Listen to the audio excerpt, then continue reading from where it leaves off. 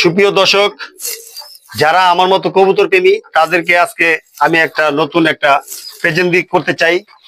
এই যে একটা গিরিবাজের বাচ্চাটা একজোড়া খুব সুন্দর, মাশাআল্লাহ, নাটুস নুটুস। এই গিরিবাজের বাচ্চাটা এখানে খুব আদর যত্নে আছে। এই যে গিরিবাজ অরিজিনাল। আবার এদিকে আসেন, দেখাই। এই যে একজোড়া আছে, এটার নাম সুন্দরী। এটার ঘরে বাচ্চা হয়েছে লাল ফুটফুটে, মাশাআল্লাহ, সুবহানাল্লাহ, কত সুন্দর, আল্লাহর কি হুকুম, নিয়ামত। এখানে চলে আসেন, এখানে আসেন। রেসার 1 নম্বর, রেসার 1 নম্বর কবুতর। এটা একজোড়া বাচ্চা, ফুটফুটে সুন্দর, মাশাআল্লাহ, মাশাআল্লাহ, খুব সুন্দর। এখানে একজোড়া,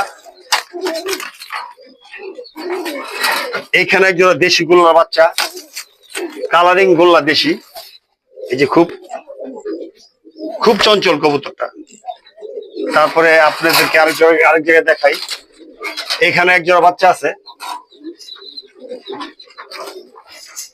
এইখানে একজোড়া বাচ্চা আছে আপনার। এটা বোম্বের বাচ্চা, বোম্বে কবুতরের বাচ্চা। আল্লাহ, ডিম পাড়া দিছে, মাশাআল্লাহ, কেন জানি।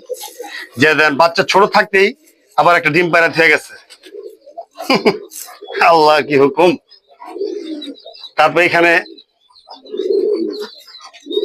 একজোড়া বাচ্চা আছে, আফসান গিরিজের রেসার। এটা একজোড়া বাচ্চা আছে,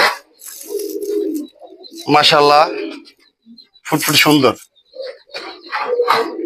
যাই হোক, এইভাবে মোটামুটি আমার কিন্তু ভালো বাচ্চা পেয়ার বাইর হয়েছে।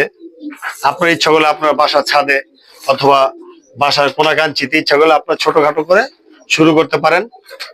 এবং আসলে পশু পাখি একটা শখের জিনিস, এটা আসলে বলে বোঝানো যাবে না। যার ভালো লাগবে সেই করবে আর কি।